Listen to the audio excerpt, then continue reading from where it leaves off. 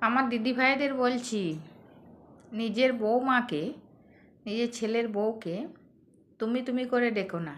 যত তুমি কাছের ভাববে, তুই জিনিসটা বেশি কাছের। বৌমাকে সবসময় তুই তুই বলে ডাকবে। তুমি তুমি করে ডাকলে অনেকটা দূরের হয়ে যায়, তুই তুই করে ডাকলে অনেকটাই কাছের হয়। আর এখনকার বৌমাদের সাথে খুব ভালো আচরণ করতে হবে, না হয় ছেলেকে নিয়ে পালিয়ে যাবে। বৌমাকে মেয়ের মতো ভাবুন।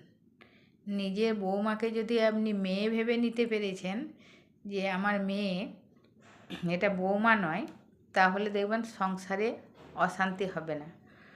কারণ আপনি যদি বৌমাকে সবসময় বাড়ির কাজ করতে দেন, তাহলে হবে না।